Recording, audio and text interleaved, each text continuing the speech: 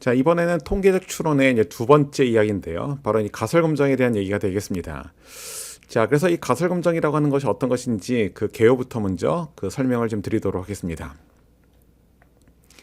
자, 가설 검정이라는 그 말은 가설이라는 단어와 이제 검정이라는 단어 이 두 가지를 합친 것인데요. 가설이라고 하는 것은 하이포테시스라고 부르고 검정은 테스팅 이렇게 얘기합니다. 자, 그런데 가설을 검증한다고 하는 것이 어떤 말인가? 사실 뭐 이런 표현을 우리가 자주 쓰는 표현은 아닌데 통계학에서 굉장히 많이 쓰이고 또 앞으로 여러분들이 많이 듣게 될 그런 용어이기도 합니다. 가설 검증이라고 하는 것은 두 가지 형태의 가설이 있는데요. 한 가지는 규모 가설이라고 하는 것이 있고 또 한 가지는 대립 가설이라고 하는 것이 있는데 이 두 가지 가설 중에서 어떤 가설이 맞는지를 여러분들이 갖고 있는 샘플 데이터를 이용해서 맞추는 그러한 내용이 되겠습니다. 자, 그래서 우리가 이 두 가지 가설, 즉 규모 가설과 대립 가설이 무엇인지를 알아야지만 가설 검증에 대한 것을 여러분들한테 설명을 드릴 수 있게 되는데요. 먼저 이 두 가지 가설 중에 규모 가설부터 설명을 드리도록 하겠습니다. 자, 규모 가설이라고 하는 것은 영어로 null hypothesis라고 부릅니다. null이라 뜻은 없다는 뜻이죠. 그래서 흔히 규모 가설은 H0 또는 H0 이렇게 우리가 읽는데요. 규모 가설은 과거로부터 알려져 왔던 모수에 대한 일반적인 내용을 얘기합니다. 그리고 대립 가설은 그 규모 가설의 대립이 되는 가설인데요. 여러분들이 어떤 샘플 데이터가 있으면 그 샘플 데이터로부터 강력한 어떤 증거가 나타나가지고 새롭게 여러분들이 입증하고자 하는 내용, 이걸 우리가 대립 가설이라고 부릅니다. 자, 그런데 제가 지금 여러분들 설명했던 내용만 가지고는 규모 가설이 어떤 것인지 대립 가설이 어떤 것인지 딱 와닿지 않을 겁니다. 그래서 이 규모 가설과 대립 가설을 좀 쉽게 그 이해를 하도록 하기 위해서 규모 가설이라고 하는 것은 같다, 즉 이퀄의 의미라고 우리가 보통 얘기를 하고 대립 가설은 같지 않다, 즉 not equal의 개념이라고 얘기를 합니다. 자, 그러면 한 가지 예를 한번 들어보도록 하겠습니다. 만약에 여러분들이 새로운 레시피를 개발해 가지고 기존 어떤 제품의 강도를 갖다가 개선하는 과제를 했다고 하겠습니다. 자, 그러면 그런 경우에 그 과제가 끝난 다음에 여러분들이 입증을 하고 싶은데 뭘 입증하고 싶으냐면 새로운 레시피에 의해서 제품의 강도가 높아졌다. 이걸 여러분들이 입증하고 싶습니다. 그러면 그런 경우에 규모 가설은 뭐냐면 개선 전의 제품의 강도의 평균과 개선 후의 제품의 강도의 평균은 같다가 되겠고 대립 가설은 평균이 다르다가 되겠습니다. 그래서 평균이 같다고 하는 것은 개선이 되지 않은 것을 의미하는 거고 평균이 다르다, 즉 개선 후에 평균값이 커졌으면 평균이 달라지겠죠. 그런 경우는 개선이 되었다라는 의미가 될 겁니다. 그래서 이런 식으로 규모 가설과 대립 가설을 수립한 다음에 그 두 가지 가설 중에서 어떤 가설이 맞는 것인지 이걸 우리가 찾는 것이 바로 가설 검증이 되겠습니다. 자, 그러면 이제 가설이라고 하는 것은 이렇게 두 가지 형태의 가설이 있다라고 말씀드렸는데, 자, 그러면 검정이라고 하는 것은 어떤 것이 있는지 한번 보도록 하겠습니다. 검정의 종류라고 하는 것은 사실 굉장히 많은데 여러분들 교재에 지금 보여드리던 이 테이블은 비교를 위한 검정의 종류가 되겠습니다. 그럼 여러분들이 보통 비교를 할 때 어떤 걸 많이 비교하느냐, 그 특성을 가지고 나눠본다면 가장 흔하게 하는 것이 바로 이 평균에 대한 비교가 되겠고 두 번째는 산포에 대한 비교가 되겠습니다. 자, 그리고 이제 세 번째로는 비율에 대한 비교가 되는데요. 이 세 가지가 여러분들이 평상시에 가장 많이 사용하는 비교의 대상이라고 볼 수 있겠습니다. 자, 그런데 이런 그 비교 특성뿐만 아니라 우리가 검정의 종류를 나열할 때는 비교하는 집단의 수, 즉 그룹의 수도 구분을 하게 되는데요. 만약에 두 개 그룹에 대해서 평균을 비교하는 경우라면 T검정, 만약에 세 개 이상의 그룹에 대해서 평균을 비교하는 경우라면 아노바라고 하는 기법을 쓰게 됩니다. 자, 그런데 산포 같은 경우는 두 그룹의 산포를 비교하는 경우에는 F 테스트라고 하는 것을 이용하고 만약에 세 개 이상의 모집단에 대해서 산포를 비교하는 경우라면 바틀렛 테스트라고 하는 것을 이용해서 분석을 하게 됩니다. 자, 비율 같은 경우는 두 개 그룹에 대해서는 투 프로포티 테스트, 그리고 세 개 이상의 그룹에 대해서는 카이스케어 테스트라고 이제 얘기를 하게 되는데 그 점프에서는 이 두 가지를 따로 구분하지 않고 이 두 그룹이든 또는 세 개 이상의 그룹이든 비교를 할 때 모두 카이스케어 테스트, 카이조 검정이라고 하는 걸 이용해서 분석을 하게 됩니다. 자, 그런데 여기서 한 가지 유념하셔야 될 것이 있는데요. 자, 뭐냐면 제가 지금 여기에 그 아노바라고 하는 곳에 그 위첨자로 숫자를 써놨는데요. 이 아노바라고 하는 것은 이제 비교 그룹의 개수가 3개 이상일 때 평균을 비교하는 걸 했습니다. 그런데 이 분산 분석이라는 아노바를 쓰기 위해서는 한 가지 충족돼야 될 조건이 있는데요. 그 충족돼야 될 조건이 뭐냐면 비교하는 3개 이상의 그룹들 간에 산포가 동일해야 됩니다. 즉 만약에 여러분들이 비교하는 그룹 간에 산포가 동일하지 않을 때는 이 아노바 테스트라고 하는 것을 이용하지 못하고 대신 웰치 테스트, 웰치 검정이라고 하는 걸 이용해서 분석을 해야 됩니다. 자, 그리고 이제 산포에 대한 비교 같은 경우도 제가 거기 각주를 써놨는데요. F 테스트하고 바틀렛 테스트가 각각 두 집단과 이제 3개 이상의 집단에 대해서 산포를 비교하는 거라고 했습니다. 그런데 이 F 테스트와 바틀렛 테스트는 한 가지 이것도 전제 조건이 있는데 그 전제 조건이 뭐냐면 비교하는 그룹들 간의 데이터들이 모두 다 정규 분포이어야 된다. 즉 데이터가 정규 분포가 아닐 때는 F 테스트라든가 바틀렛 테스트를 수행할 수가 없다. 그럼 만약에 우리가 이런 비교를 할 때 정규 분포인 데이터도 있지만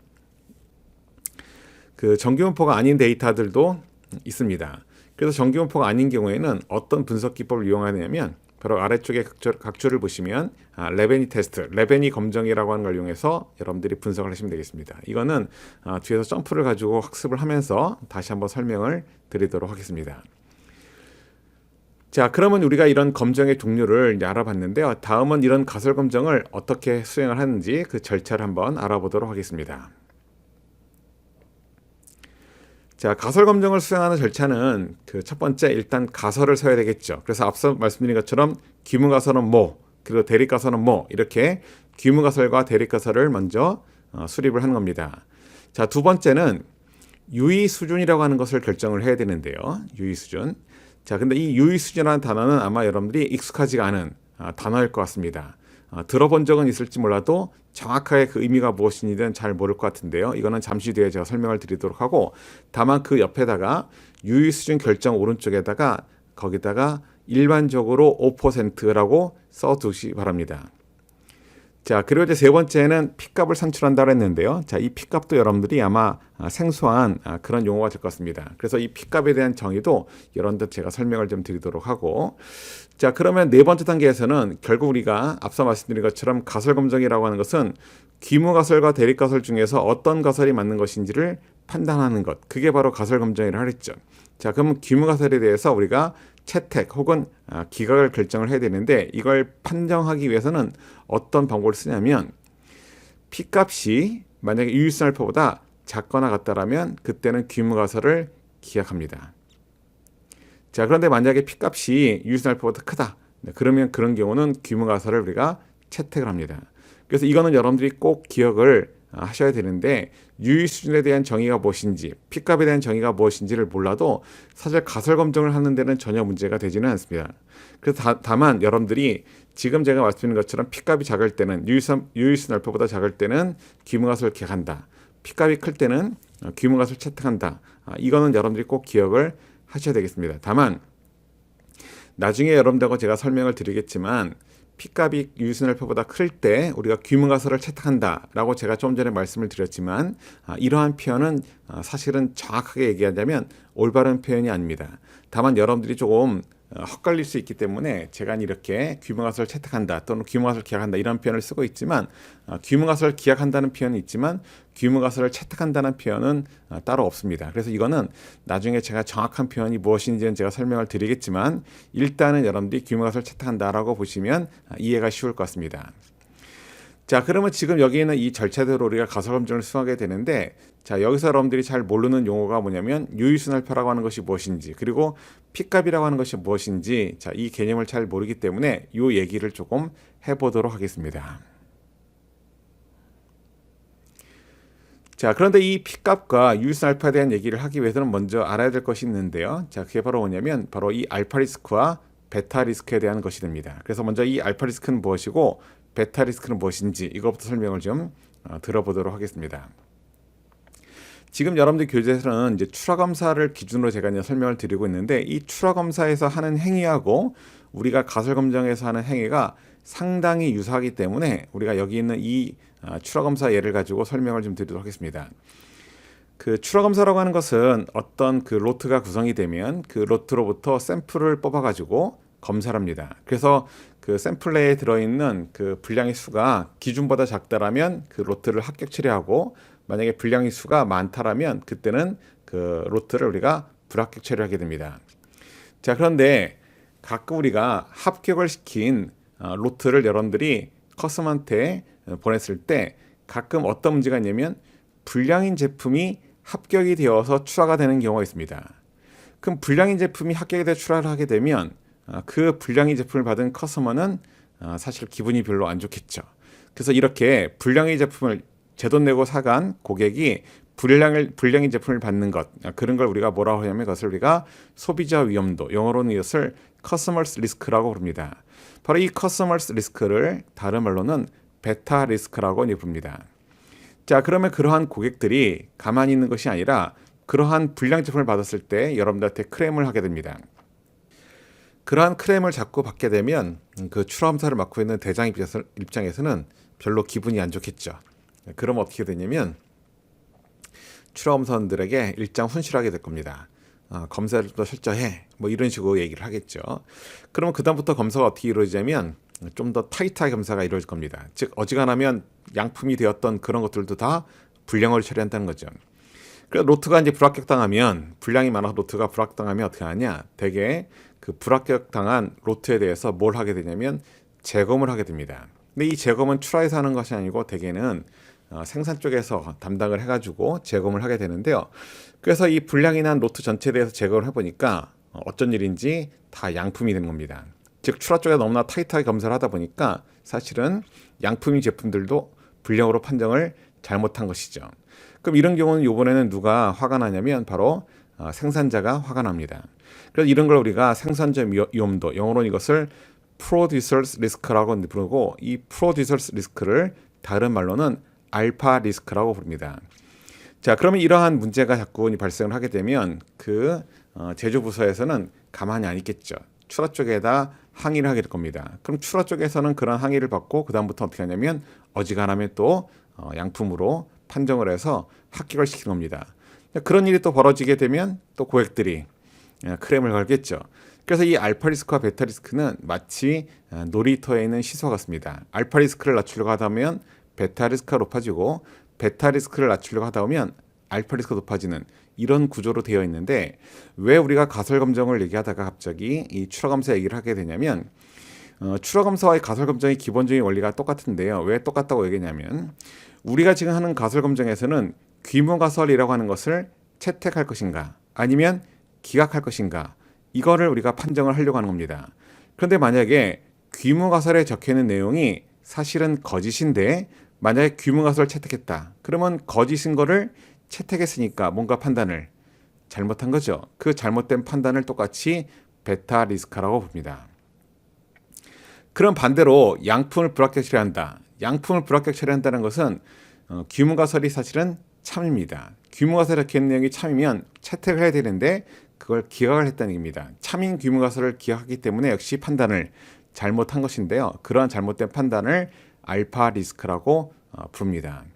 그래서 우리가 이 가설 검정 과정에서 이러한 알파 리스크와 베타 리스크라고 하는 것이 발생을 하게 되는데, 이 알파 리스크와 베타 리스크라는 것이 왜 발생하는지 이거를 이해하는 것이 통계학을 하는 데 있어서 굉장히 중요합니다. 자, 여러분들이 잠시 한번 생각을 해보시죠. 이러한 알파 리스크와 베타 리스크가 왜 발생하는지. 여러 가지 의견이 있을 수 있지만 원인은 딱 한 가지입니다. 바로 출하 검사를 잘 생각하시면 되는데, 출하 검사는 전수 검사를 하는 것이 아니고 바로 샘플링 검사를 하는 것이죠. 그렇기 때문에 알파 리스크와 베타 리스크가 발생합니다.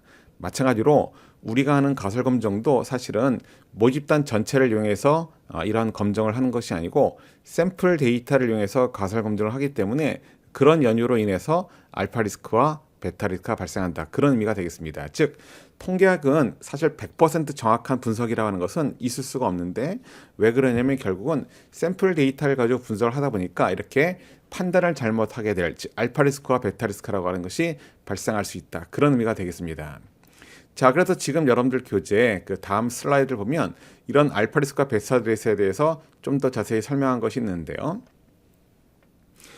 자, 여기는 이 탭을 보시면 우리가 그 규모 가설이 참일 때와 거짓일 때, 그리고 규모 가설을 그때 채택했느냐 기각했느냐에 따라서 4개로 분류를 해놓고 있습니다. 자, 그럼 한번 보실게요. 자, 그럼 규모 가설이 참일 때 규모 가설을 채택했다. 그럼 참인 걸 채택했으니까 이런 경우는 올바른 결정이 될 겁니다. 자, 그런데 만약에 참인 것을 기약했다. 참인 걸 기약했다는 것은 양품을 불합격 처리하는 것인데, 양품을 불합격 처리하면 아까 우리가 그것을 프로듀서스 리스크라고 불렀는데, 이 프로듀서스 리스크를 아까 우리가 알파 리스크라고 불렀습니다. 근데 이 알파 리스크를 우리말로는 제1종 오류, 영어로는 타입 1 에러 이렇게 부르기도 합니다. 자, 다음은 귀무가설이 거짓인데 귀무가설을 채택했다. 거짓인 걸 채택했으니까 불량인 제품을 합격 처리한 그런 케이스가 되겠죠. 이런 경우 우리가 베타 리스크라고 불렀는데, 이 베타 리스크를 우리가 커스터머스 리스크라고 불렀죠. 근데 이 커스터머 리스크를 우리가 우리말로는 제2종 오류 이렇게 부르기도 하고, 제2종 오류를 타입 2 에러라고 부르기도 합니다. 자, 그래서 여러분들이 제1종 오류가 무엇인지, 제2종 오류가 무엇인지 이런 걸 알 수 있는데, 1종 오류와 2종 오류가 발생하는 근본적인 원인은 앞에서 설명드렸지만 기본적으로 샘플 데이터를 가지고 분석하기 때문에 이런 1종 오류와 2종 오류가 발생한다 이렇게 이해하시면 되겠습니다.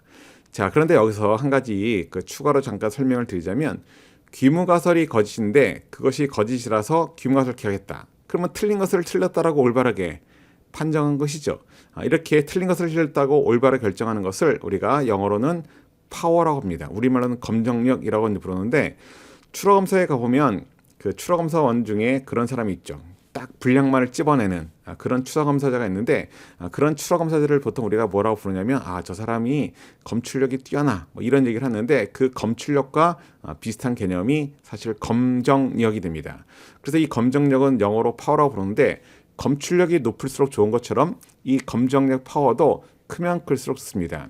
근데 이 검정력이라고 하는 것을 우리가 당장 자세히는 설명을 드리지 않겠지만, 이 검정력을 나중에 여러분들이 레벨 4 교육을 가게 되면 자주 듣게 되는데, 이건 뭐냐면 검정력이라고 하는 것이 나중에 적절한 샘플 수를 산출할 때 사용이 됩니다. 그래서 이런 적절한 샘플 수를 구할 때 검정력을 이용해서 어떻게 산출하는지, 이거는 레벨 4 과정에서 자세히 다루게 될 겁니다. 자, 그럼 여기서 잠깐 우리가 정리를 하고 갈 텐데요. 바로 뭐냐면 유의 수준 알파라고 하는 것과 P값이라고 하는 것이 무엇인가, 이걸 우리가 명확하게 설명을 하고 가야 되는데, 일단 유의 수준 알파와 P값이라고 하는 것은 모두 알파 리스크를 의미합니다. 즉 유의 수준 알파가 알파 리스크가 같은 것이 아니고, 포함 관계로 따지면 유의 수준이 알파 리스크에 포함이 됩니다. 즉 P값이라는 것도 일종의 알파 리스크라고 볼 수가 있는 것이죠. 자, 그러면 유의 수준이라고 하는 것은 무엇이고 P값이라고 하는 것이 무엇인가, 이걸 좀 설명을 드리자면, 기본적으로 가설 검정에서 이런 알파 리스크라고 하는 것은 범할 수밖에 없다고 했습니다. 왜? 샘플 데이터를 가지고 분석하기 때문에. 그래서 우리가 이 정도는 허용하자, 알파 리스크를 이 정도는 허용하자라고 하는 것이 바로 유의 수준 알파가 되겠습니다. 그래서 일반적으로 우리가 유의 수준 알파를 5%라고 둔다고 말씀드렸는데, 5%까지 한 5% 정도의 일종 오류는 우리가 봐주자, 알파 리스크는 봐주자, 이게 바로 유의수준 알파의 의미가 됩니다. 자, 그러면 P값이라고 하는 것이 유의수준 알파보다 작아야지만 귀문가설을 기약한다라고 했기 때문에, 귀문가설을 기약하기 위한 가장 최소의 유의수준, 그게 바로 유의수준 알파가 되겠습니다. 자, 그럼 P값이라고 하는 건 뭐냐? 자, P값이라는 것은 실제로 범할 알파 리스크의 크기라고 볼 수 있습니다. 실제로 범할 알파 리스크의 크기라고 하는 것, 그거는 우리가 만약에 P값이 1%가 나왔다. 그러면 그 얘기는 무슨 말이냐면, 지금 귀무가설을 기약을 했는데 그 귀무가설을 기약한 그 행위가 잘못될 가능성이 1% 정도 된다. 그러니까 우리가 5%까지는 봐준다고 했는데 그런 오류 확률이 1%보다 훨씬 작기 때문에 맘 놓고 귀무가설을 기약해도 괜찮다. 그런 의미가 됩니다. 그래서 P값이 작으면, P값이 유의수준 알파보다 작으면 그래서 우리가 귀무가설을 기약하게 되는 것입니다. 자, 이렇게 해서 우리가 가설 검정의 개요를 알아봤는데, 자, 다음은 우리가 이런 여러 가지의 가설 검정의 종류를 하나씩 우리가 수행을 하면서 여러분들한테 분석 기법에 대한 설명을 드리도록 하겠습니다.